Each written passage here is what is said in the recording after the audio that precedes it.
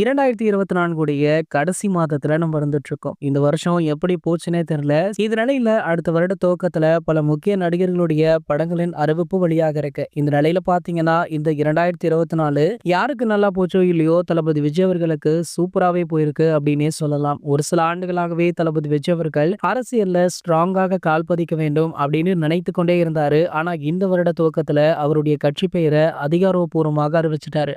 கட்சி பேர் அறிவித்தது மட்டும் இல்லாம, அடுத்தடுத்து கட்சியுடைய கொடி, பாடல் அப்படின்னு முதல் மாநாட்டையே சிறப்பாக நடத்தி முடிச்சுட்டாரு. இதுவரைக்குமே தமிழகத்துல எந்த அரசியல் கட்சி மாநாடுமே இந்த அளவிற்கு பிரம்மாண்டமாகவும், இந்த அளவிற்கு ஒரு மாசான ஸ்பீச்சையுமே பார்த்திருக்கவே முடியாது.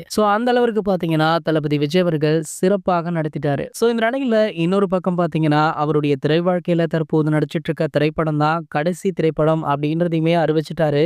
இந்த படத்துடைய முக்கிய அப்டேட் பார்த்தீங்கன்னா, அடுத்த ஆண்டு துவக்கத்துல வெளியாக இருக்கு. அதாவது நியூ இயர் ஸ்பெஷலாக இந்த படத்துடைய முக்கிய அப்டேட் வெளியாக போவதாக செய்திகளுமே கிடைச்சிருக்கு. அதாவது இந்த படத்துடைய ட்ரெய்லர் அல்லது டீசர் வெளியாக கூடுமா. மேலும் பாத்தீங்கன்னா, இது வரைக்குமே இந்த படத்துடைய ஃபர்ஸ்ட் லுக் டைட்டில் கூட வெளியாகல. டைரக்டாவே டீசர் ட்ரெய்லரா அப்படின்னு ஒரு சில கேள்விகள் இருந்தாலுமே இது புதுவிதமாக இருக்கும் அப்படின்றதுனால தளபதி விஜய் அவர்கள் இந்த முடிவை எடுத்திருக்காரா. அதற்கான வேலைகளுமே கிட்டத்தட்ட முடிந்துள்ளதாகவும் தளபதி விஜய் அவர்களுமே இந்த ட்ரெய்லர் அல்லது டீசரை பார்த்துட்டாராம்.